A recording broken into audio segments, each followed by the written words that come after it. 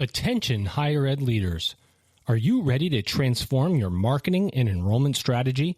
Don't miss Insights EDU, February 12th through 14th in New Orleans, the premier conference for higher education marketing and enrollment management. Spots are filling fast. Register now at insightsedu.com. Welcome to the era of the modern learner.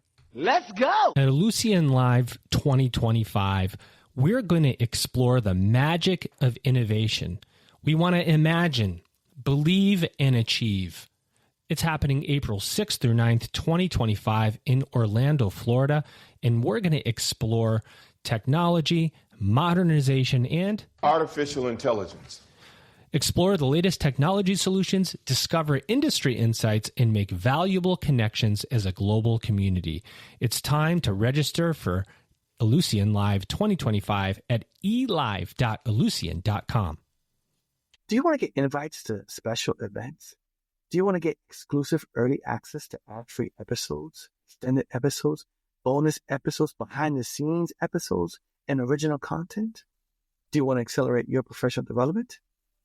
Then go to edupexperience.com. That's EDUP experience.com and become a subscriber today.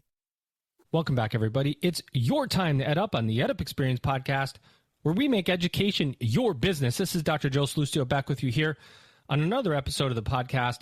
And I got to take a minute and tell you, all of you, when you listen to this podcast, you're probably thinking, one of the areas on my mind, always on my mind as a higher ed administrator, is enrollment. Even if an enrollment is going well, you're still thinking about enrollment. In many institutions, enrollment is not going as well as you want. And one of the things that's tied to enrollment is, of course, marketing. And so you start to think about where you can go to get the best information possible to enhance your enrollment and marketing efforts. And the answer that you come up with, or you may come up with, and the one that I come up with, is Insights EDU, a conference coming up, put on by our partners here at the EdUp Experience Education Dynamics, February 12th through 14th, and this is important because the 14th is my birthday, in New Orleans, Louisiana, however you pronounce it, Insights EDU. If you have not seen the online student report that Education Dynamics puts out every year that used to guide my decisions in online enrollment, and that's what I did for many years, you have been missing something. So you can get all that information at Insights EDU. And in the spirit of a good conference and EdUp, Education Dynamics and EdUp's partnership, we have here with us today a guest co-host that I've known for a really long time. She's co-hosted with me one or two other times, I'm not sure. But today, she's on point, she's ready, and maybe the last time I saw her, she was running around with a boot on because she broke her foot or her leg or something. Maybe she is bootless. Ladies and gentlemen, she's Tracy Krockemeyer. She is the Chief Relationship Officer at Education Dynamics. Tracy, welcome back to an EdUp Mic. How are you?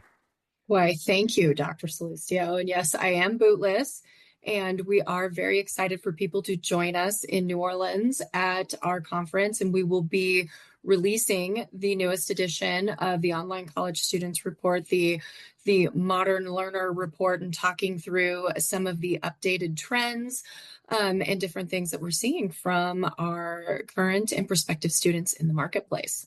Love it. And by the way, the EdUp Experience podcast will be recording live from Insights EDU. So we'll be there in person, and you're going to bring us a lot of great people to interview. Is that true? We are. We're going to bring you a lot of great people to interview. We will celebrate your birthday. We will do You also stuck me on a panel or two while I'm there. That's yes, great. Exactly. Right. It's like Joe likes to talk. We'll put him up there. It's fine. We need a space filler. Put him in a chair.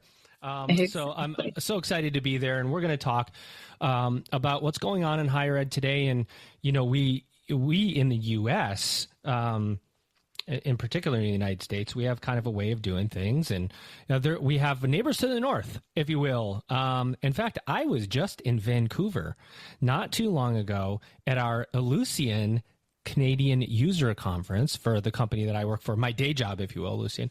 And I got to hear all things going on in Canada, what people are excited about, what they are nervous for. And, we need to talk about Canadian institutions. I mean, this is an important part of the higher ed ecosystem, and we've got a great college president with us today. We're going to bring her in right now because she's ready to rock.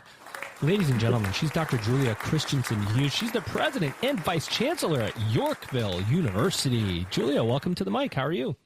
I'm well. Thank you, Joe. Thank you, Tracy. Glad to hear you were in Canada recently. Actually, a lot of Americans were for Taylor Swift last week in Toronto. Yeah. There's a lot of stuff, a lot of news coming out of that Taylor Swift. It turned into a news media extravaganza, fortunately or unfortunately. Yeah. But, look, Julia, higher education in Canada is not quite the same as it is in the U.S. Everybody experiences something different in the country in which they reside. Talk to us about Yorkville University. Where are you located? What do you do? And how do you do it? Oh my gosh, what a great question. So Yorkville University is very unique within the Canadian landscape in that we are a private university. Private universities, of course, are pretty common in the U.S., not at all common in Canada. So what that means is we receive no government funding, and it gives us the opportunity to do things very differently. We're highly innovative. We operate as a university in Vancouver, in Ontario, and in New Brunswick. So we are pan-Canadian. Every other university you'll find in Canada is provincial specific. We have provincial regulations for the higher education landscape, and those public universities receive government funding to support them, which has been frozen, tuition and grants frozen over the last several years by the government. So Canadian public universities are in a significant financially challenging situation just now, made all the more challenging by recent federal government changes to the international student landscape. So universities in Canada, public universities, are hurting right now. We are very fortunate that we are independently funded fully by our students. We can set tuition, and we are growing and we are innovating, and I'm really proud of that. So that's just a bit of a sense of some of the issues. Now, you wanted me to talk about my role. You want me to keep going, or you want me to pause there, Joe? I just want to say that I love the intro and really setting the landscape for what's happening in Canada. And like there are some significant issues that public universities are going to deal with. Do you think that you have an advantage or a distinct advantage because you're private? And that you don't have the funding, provincial funding, that allows you to move more quickly, maybe without the bureaucracies that exist or that are tied to that government funding, less committees, faster decisions. Do you lead with a different type of student-first mentality because you don't have to worry about those things? There's pluses and minuses to being tied to government funding, right? Exactly. So yes, and yes. There's no question we remain highly regulated. I would say we come under even more scrutiny from government in terms of any new program we're proposing, the ongoing review of existing programs, organizational review. So we have it's a regulatory complex environment, so lots of eyes on what we're doing. And those reviews are conducted largely by faculty and senior administrators from the public system who often come to the table with a great deal of skepticism, but we turn them around and they leave entirely impressed by all the things you just mentioned, Joe, right? They see us being so much more nimble, so much more responsive, so much more student focused. So we are able, because the norms of the public institution are so entrenched, it makes the public university really hard to change. Whereas as a private institution, we can do our strategic planning and then we can just make things happen. Some of the biggest differences is we do not have tenure. We do have full-time faculty, but we do not have tenure. We have as many part-time sessional faculty, full-time, perhaps even more. So we don't have the same committee structures, the same governance. And I like to say we do not compete head to head with public institutions. We find markets that they are not serving well, And we provide what I think is a really important additional option to Canadian students as well as international students. 70% of our students are domestic.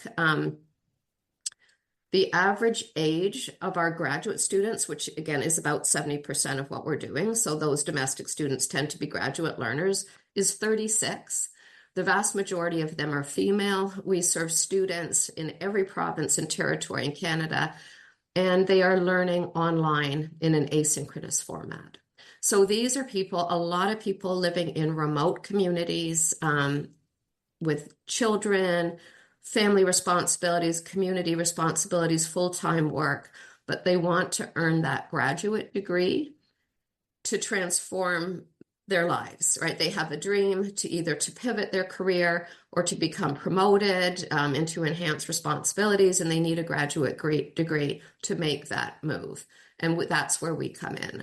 In the public institutions, other than MBA degrees, largely it's the faculty who will determine how many graduate students will be accepted. So that puts a real bottleneck on the system.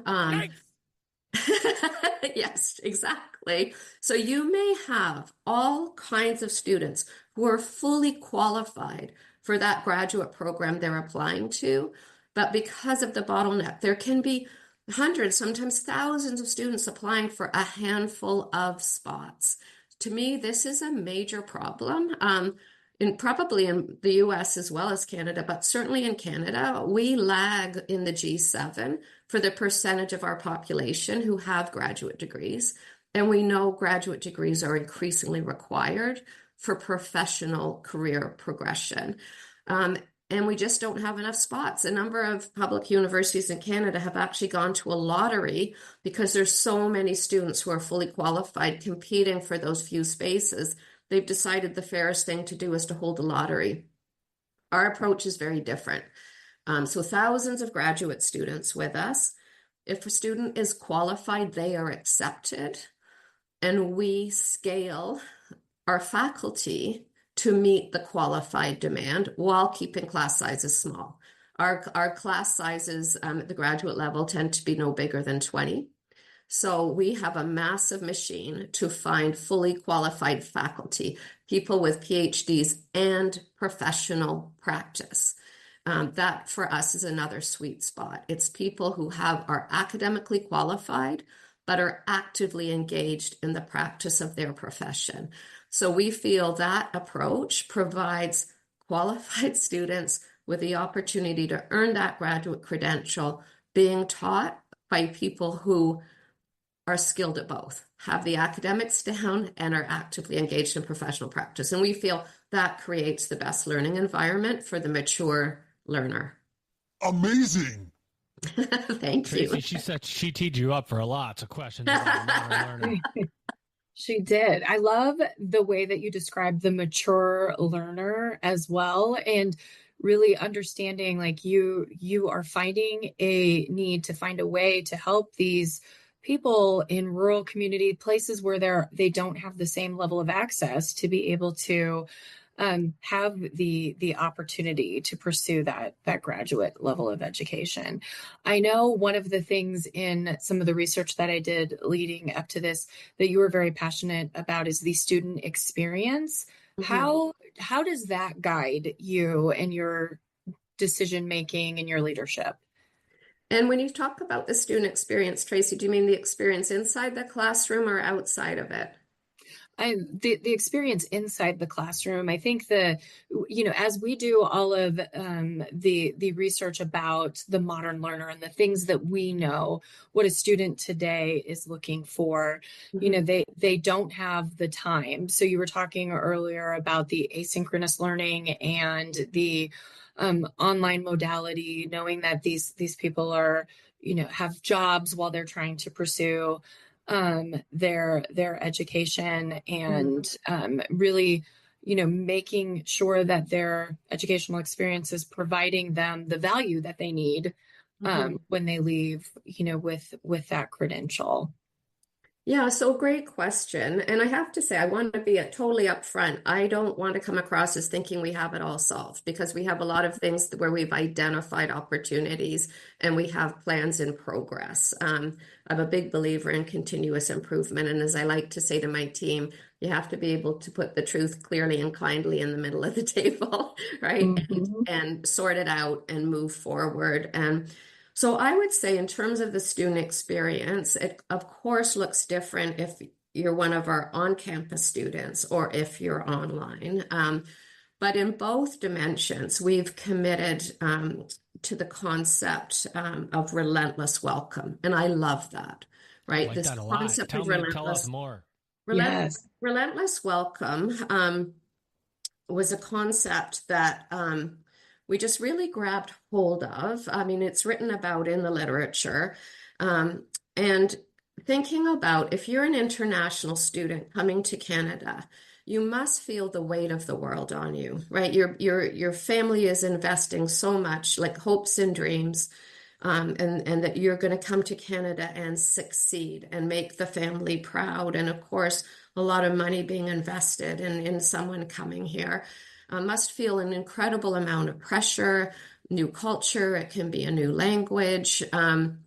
So how do we truly make that person feel safe and warm and welcome? And at our New West campus in the Vancouver area, one of the things we do there on the first day of classes, we line up all of the faculty and the senior administration, and we have balloons, and they form in, like, the balloons are in an arch that the students walk through, and the faculty applaud them as they step on campus, shake their hands, tell them how proud that they are that they've chosen Yorkville. And then, of course, we do some of the more regular orientation activities, but we want to show that warmth and that welcome from the get-go.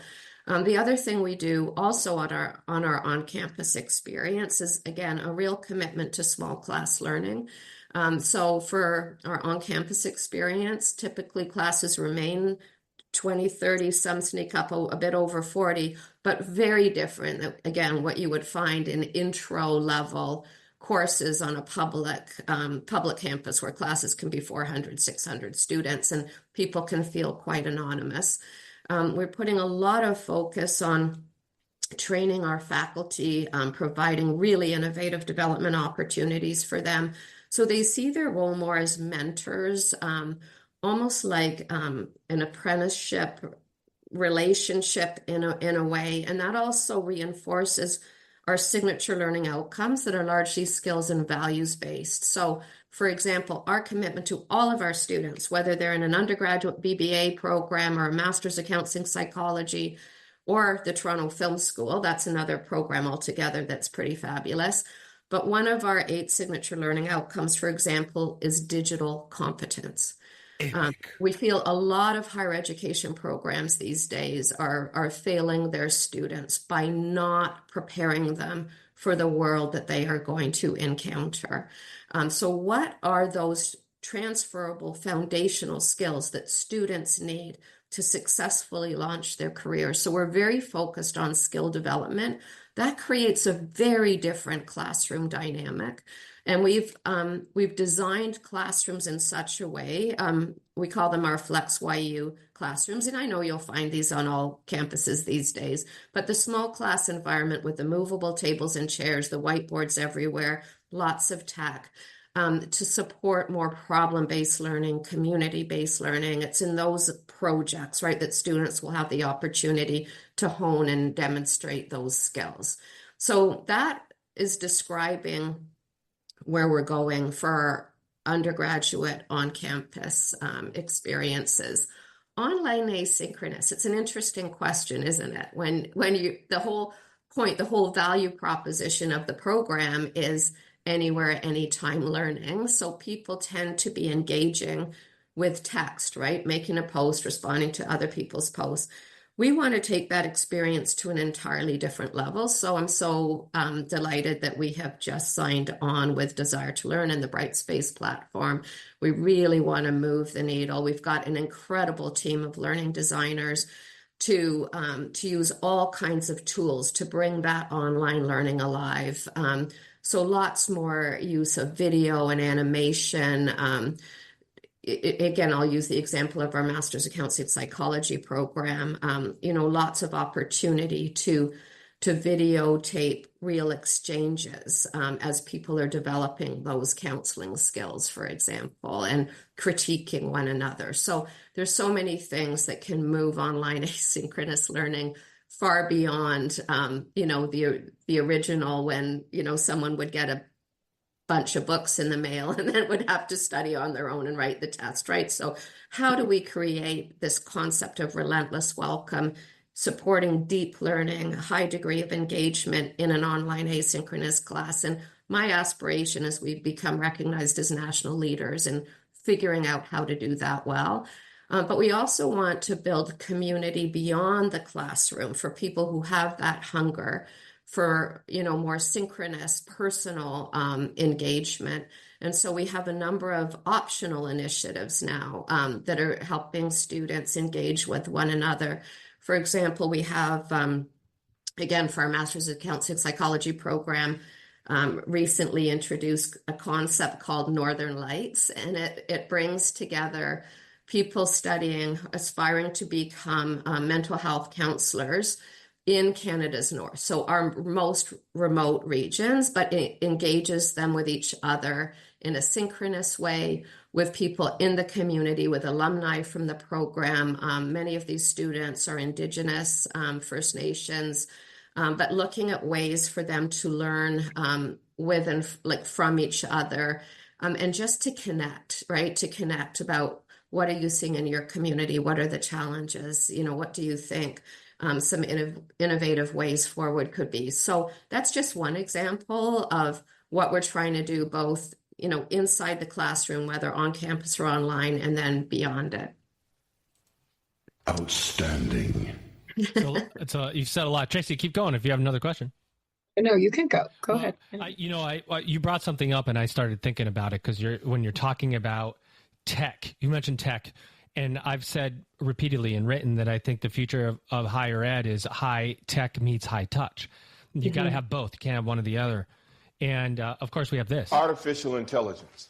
It's coming, and you mentioned a psychology or counseling, and I think of that classroom, and I think of that real time engagement of somebody going through like a session, having it recorded, and having AI analyze it for what could have gone better, and then the student saying what they agree with on the AI or disagree with as their actual project, and how we work artificial intelligence into the projects. It's amazing the spectrum that exists of, yes, let's work AI in, make it part of the syllabi, and no, we're not sure yet what AI is going to do, and we're going to just use it to detect cheating. So this massive range. Where are you at on that range of AI? And I'm not saying anybody's wrong. There's people that want to wait and see what happens, and some first trailblazers. There isn't a right or wrong. What's your philosophy, and what do you think how AI is going to make its force known in higher ed? You just made the list! Mark your calendars for Insights EDU 2025, February 12th through 14th. Insights EDU 2025 is the can't-miss higher education marketing and enrollment management conference of the year. We're taking over New Orleans with speakers from Google, Meta, Reddit, MIQ Digital, and top schools across the country. Discover how AI is transforming marketing and enrollment management, how to assess online program opportunities, and meet the demands of today's modern learner. Don't wait. Spots are going quickly. Register now at insightsedu.com. Welcome to the era of the modern learner. Let's go! Are you going to miss Ellucian Live this year? I don't think so. Exactly. So you might as well register right now at elive.ellucian.com. Ellucian Live 2025, April 6th through 9th in Orlando, Florida. Do not miss it. Do you want to accelerate your professional development? Do you want to get exclusive early access to ad-free episodes, extended episodes, bonus episodes, original content? That's right, original content, invites to special events, and more? Do you want to get all this while helping to sustain EdUp?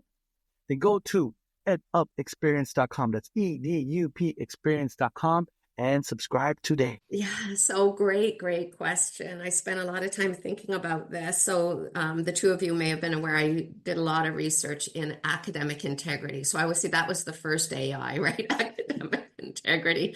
And I was always looking at like, what is the integrity of the institution? What is the integrity of the leaders and the faculty as well as the students? And in my opinion, when people were talking about academic integrity, they were way too focused on catching those bad students, right? Rather than asking about the context we were creating. And when I was involved with a pan-Canadian study on academic integrity, had so many, like thousands of students responding to survey and open-ended responses. And one quote will always stick with me. One student had written, we cheat when we feel cheated.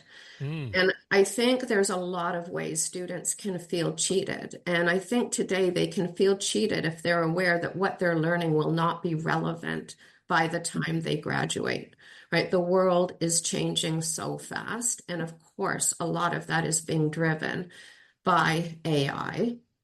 And another quote that I love is AI won't take your job. Someone who knows how to use it will, right? So this is why I'm so passionate about our signature learning outcomes and saying every student that comes to Yorkville should have the opportunity to develop these basic competencies.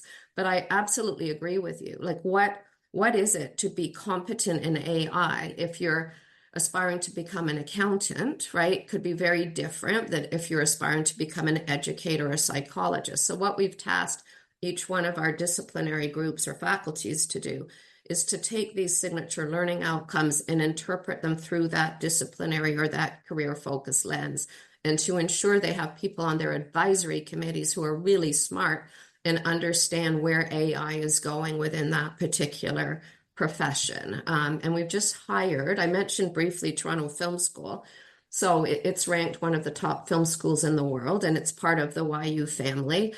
And we've just hired an AI expert in film to join us. And what is so interesting there is to see this convergence of technology from the folks that are developing video games for the people that were producing movies, right? All that technology is merging and being AI infused. Like, it is remarkable, right? What people are achieving these days through AI in film production. And if our students are not well versed in that, they will be out of step with the industry so quickly. So I think each school has the opportunity to say, are we going to be leading or are we a laggard? And if you're a laggard, your students will just simply not get work, right? That is going to be the thing that opens the door to the career. Everyone who's been out of school 10 years, 20 years, 30 years, unless they're really tech, confident, they will be hiring that young person, assuming they have technical competence, including the ethical and effective use of AI. So we better make sure that is part and parcel of every student's experience. That's a fact. That's a fact. So I love the idea of the relentless welcome that you were talking about, and then your focus on the outcomes. Like, why do we have a student that is coming here? And I know, and none of us have it all figured out, like you said earlier, and with the rate and speed of change and evolution right now, it's just important for that curiosity to remain piqued as to what's coming next. What hurdles do you find, within your team? You talked about the truth being firmly in the middle. Like, what are some of the largest hurdles that you experience as you're trying to do all of these things? Oh, wow. What a great question. And I want to go back for a moment and just credit. It was David Scobie who came up with the phrase relentless welcome. So I just want to give credit where credit is due. I think one of the challenges for us is that I always joke when people are thinking about joining us, I ask them if they enjoy whitewater rafting because that's what every day feels like for us, right? It's just all the changes that are impacting higher ed and trying to be really smart about what we prioritize So we've got a strategic framework that we use. It's called the Playing to Win framework, and a gentleman who used to be the dean of the Rotman School of Business came up with it, and it says that today, particularly given this rapid rate of change, disruption, challenge at every turn, you have to be good at everything, but you can only be insanely great at a few. And so we've identified 4 areas that we want to be insanely great at, really differentiate us from any other higher ed institution. You'll like the first one, and that's the ability to attract new students. Like, we think we have a pretty good system in place that cuts the time remarkably in terms of a student expressing interest through to when we can accept them. One of the ways we do that is we have entry points 3 and 4 times a year. We're not saying, okay, fine, you're in, but you've got to wait a year, or worse, it's going to take us a year to review your package, right? Like at my previous institution, a public institution that I worked for over 30 years, we used to joke that if a graduate student got in, they'd pretty much already earned their degree because of the remarkable persistence and resilience they had to show. And so we give more of what we call our white glove service. Like, if we feel a student is serious, we work alongside them and help them get all the materials in place that they need. And we process those applications really quickly. So we feel we are absolutely industry leading in terms of how we recruit. We also believe we are industry leading in terms of our ability to identify marketplace needs. So what are those graduate degrees that students need that they will personally experience a significant ROI, right? That it's going to make it worth their while to pay their tuition and invest their time. So what are those careers where a graduate degree is really going to help set a student apart? So we've got a great team that is doing all the market analysis, looking at those kinds of opportunities. And then third, it's faculty who are committed to student learning. That is their raison d'etre. We have faculty doing incredible research, but we ask that it be applicable to the practice of that profession, so that the research they're doing is directly benefiting the student and is going to help accelerate their career. And then the last one is the student experience and that concept of relentless welcome. So those are the 4 areas where we believe Yorkville excels and has an opportunity to differentiate us. So in terms of where we're putting sort of the truth in the middle of the table, we are constantly being critical of ourselves. Are we doing enough in each one of those domains? How is the world changing? How do we need to continually up our game? So we use that framework, and it's really great. Every year we're setting new goals to push the envelope in each of those 4 spaces. Now listen up. I love it. I love the framework. You mentioned something that I think is really fascinating about you as a college president and leader, in that, and you can correct me if I'm wrong here, but those that have worked in public higher education in either the United States or Canada, or in nonprofit higher education environments, typically, not all the time, but typically don't have a positive view of private institutions that are of a for-profit nature. So you working 30 years in a public and moving to a private is atypical compared to what I have seen. I think Tracy has seen in the industry. Usually it's people who have come up through the private sector that take on those higher ed leadership roles and don't turn their nose down, so to speak, at private institutions. I've personally experienced it. I remember, I'll tell you the story. I was being interviewed for a college presidency at a community college in the United States a couple years ago. And I go into the interview, and I've told the story in the podcast before, but we sit down, and there's we're on Zoom, and it was during COVID. There's a panel of 7 people, and I'm all ready. I'm in my shirt and tie on top and gym shorts on the bottom. I'm ready to rock and roll. And we sit down, and the person says, "I have a question to ask you." And I said, "Okay." And she says, "So you worked for 15 years at a for-profit institution." And I said, "So what's the question?" So I realized that was it, that I had to somehow respond to this type of education. And I went, wow, let me tell you all the great reasons why I believe wholeheartedly in this type of education at a private institution. We did things nobody else could do. Just now, some community colleges and publics are doing things that a private institution did 15 years ago. Alternative class schedules. I mean, so there's just so many reasons why there's value in this type of education, but your journey is very atypical. So long story short, why did you make a transition to from a public to a private, and what have you found to be some of the biggest differences?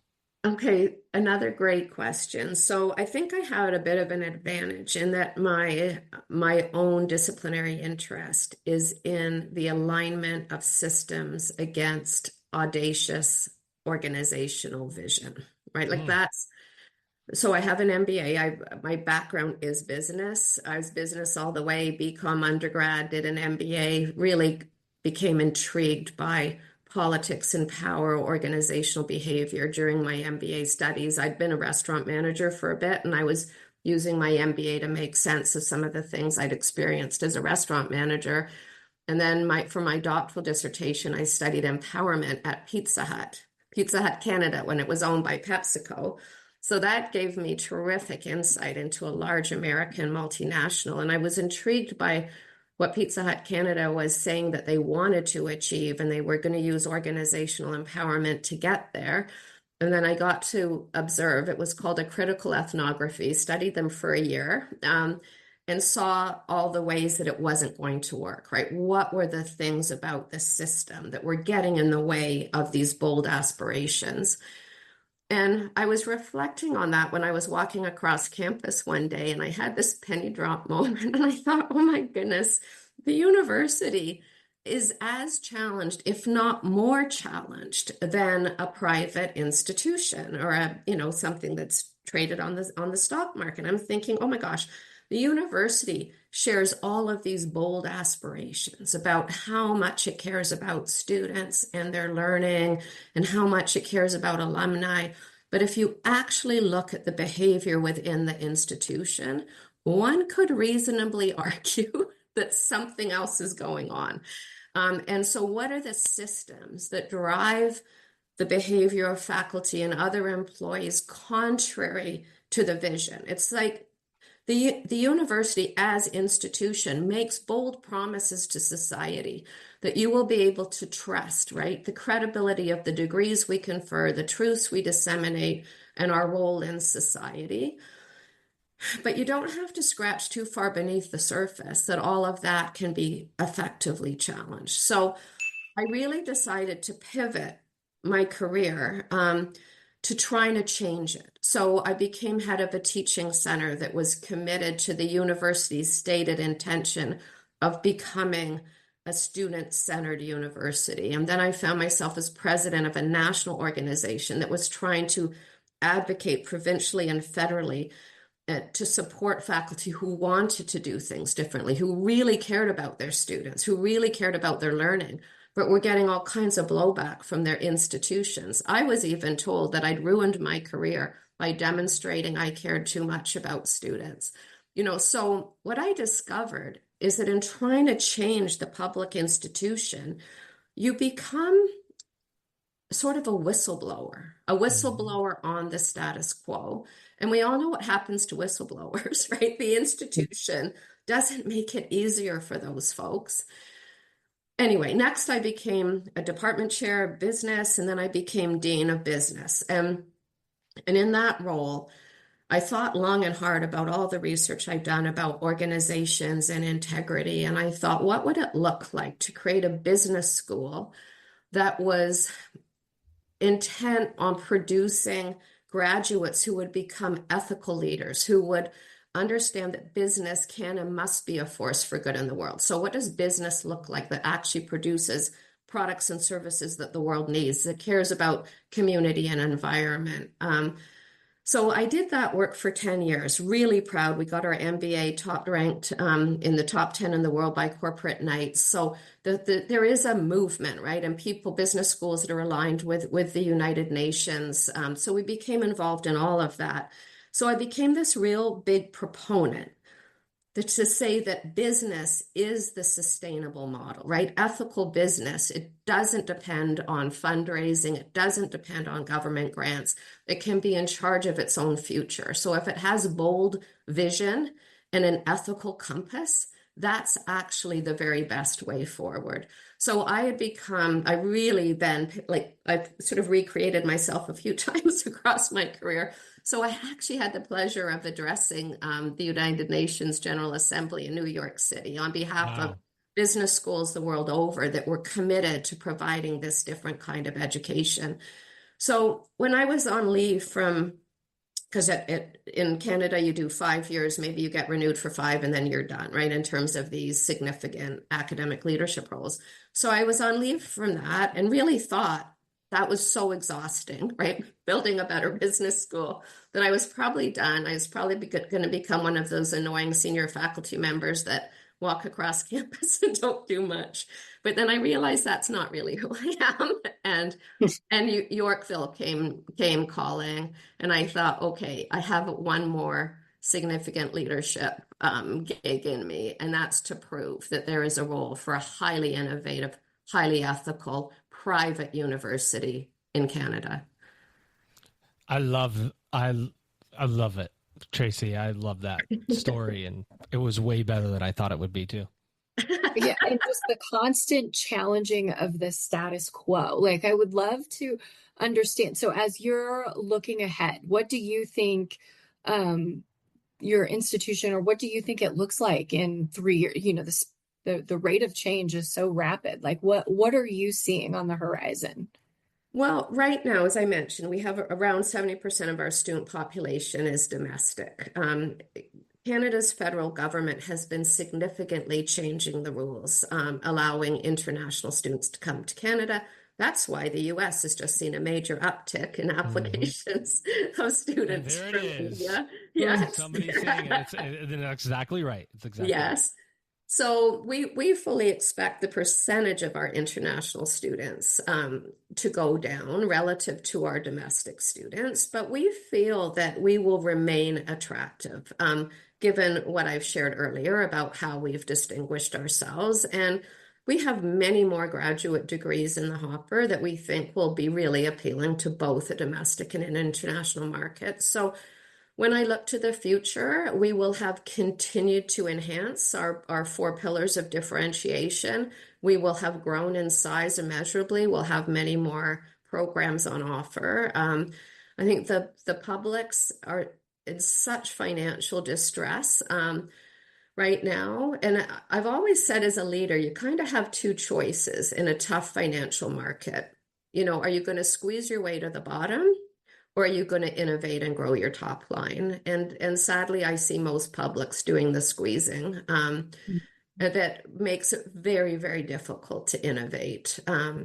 So again, I just think there is a wonderful role for private institutions that don't take a penny from the public purse, that can be, you know, much more effective at understanding where the market's going and how to meet those needs. The last thing I'll say, I think the market for full-time on-campus young students, knock yourself out, honey, take 4 or 5 years, join every club, right? Do all the things. That market is shrinking. Big time. I think far more people are questioning the value of an undergraduate degree.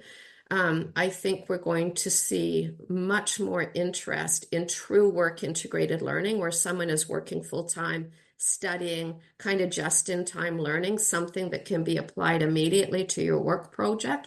And I'm seeing more employers being interested in that kind of an arrangement. I think you're going to see more partnership between big employers and innovative higher ed that is providing more of that integrated experience. The notion that you can learn everything you need to learn for 5 years and then graduate and use it. No, everything will have changed, right? So we have to speed up the whole process of learning and application. And that's more of a European model, you know, where someone might be hired to work in a bank for 6 years while they're earning their degree. By the time they've graduated, they're actually being, positioned as a director or vice president because they've got all that experience and have the ability to demonstrate what they've learned and what they're capable of. So I think you're going to see more of that kind of a model coming to North America. It's certainly something that we're keen to explore.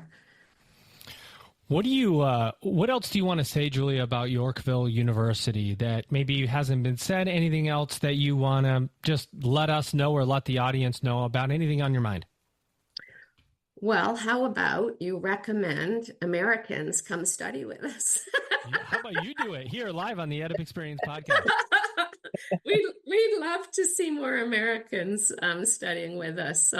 So maybe that's a great plug. Please reach out, and I'd be happy to direct folks. And again, at the graduate level, right, is where we're most keen to be positioned. Well, it's funny because, I think this is a great call out, but geography doesn't have to exist anymore if students don't want it to. No. They can study anywhere with any university that gets them the skills, right? So in the skills economy, gets them the skills that they want to succeed.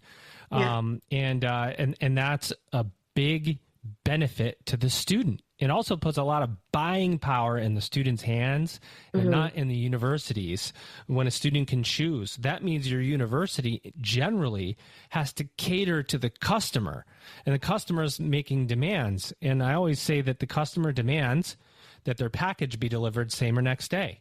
And they demand that they get to skip the intro on the streaming show they're about to watch. And they demand that they're going to only take 3 seconds or less to look at this video and go to the next one. So we have a speed economy. And so how do we meet the student from a speed perspective in higher ed the way we do in every other aspect of our lives? And that is, I think, the difference for the future. What do you think? Yeah, absolutely. And that's exactly what I'm trying to say. You just said it way better. I just think that market for people who are patient to spend 4 or 5 years jumping through all kinds of hoops that they're not seeing the value in. I know I've seen some of the research that shows in the US significant declining of public confidence in the value of higher education, employers finding different ways to hire and educate. Increasingly now you're seeing job ads saying a university degree not required. So there is this major perceptual shift that's happening. And this is where I'm concerned for the public institutions, where often the person who gets the nod to become a chair, become a dean, become a vice president is the safe choice, right? Is right. Somebody that the faculty think largely is not going to rock the boat. Well, right now we need a whole bunch of boat rockers, right? We need people who are seeing all of the forces for change coming in and helping steer an institution into the future. But pretty much every system and culture and way of doing things is going to have to be challenged. And I'm just not sure that our institutions have the backbone for that. And of course, there's systems that can perpetually reinforce the status quo. So within that landscape, there will be new entrants, right? There will be people coming up, subscribing to a different way of doing things. So that's it. So as the president of a private, I'm pretty excited about that. I bet you are. Well, one area I personally am not losing confidence is in my guest host's ability to ask great questions. Ladies and gentlemen, let's hear it for her. She's Tracy Krakemeyer. She's Chief Relationship Officer at Education Dynamics. And Tracy, what did you think of this episode with Julia? Pretty mind-blowing. Yes, love it. Love your passion, love your vision, love your willingness to challenge the status quo at every turn. It's very inspiring. Oh, thank you, Tracy. It's so nice to meet you. Well, there you have it, everybody. She's your guest today. She's Dr. Julia Christensen Hughes, and she is the president and vice chancellor at Yorkville University in Canada. And Julia, how did you find your experience here on EdUp today? Oh, it's terrific. It's so much fun. I love talking all things higher ed, and you both asked terrific questions, and I really appreciated the back and forth. Thank you for that. Well, there you had it, everybody. You've just EdUp'd. Now listen up. Insights EDU 2025 is almost here. Join us February 12th through 14th in New Orleans for the most anticipated higher education marketing and enrollment management event of the year. I like that. Imagine 3 action-packed days filled with game-changing insights, real-world case studies, and a hands-on workshop designed to transform your marketing strategy and boost your program enrollment. Learn from speakers at Google, Meta, Reddit, MIQ Digital, and top schools across the nation. Network with industry leaders, exchange ideas, and discover the tools to drive real results. This is your opportunity to stay ahead of the competition and meet the demands of today's modern learners. Don't wait, spots are filling fast. Mark your calendar, rally your team, and head to insightsedu.com to register now. The era of the modern learner is here, and you need to be part of it. We'll see you in New Orleans. Ellucian Live is taking place April 6th through 9th, 2025 in Orlando, Florida. You just made the list. Get ready for an unforgettable experience at Ellucian Live 2025. Join visionary leaders from institutions worldwide as we dive into groundbreaking ideas, cutting-edge solutions, and transformative best practices that will ignite your passion for innovation. This is your chance to connect, collaborate, and propel your institution into the future. Do not miss out. Let's go. Do you want to get exclusive early access to ad-free episodes, extended episodes, bonus episodes, original content, invites to special events, and more? Do you want to accelerate your professional development? Do you want to get all this while helping to sustain EdUp? Then go to edupexperience.com. That's EDUP experience.com and become a subscriber today.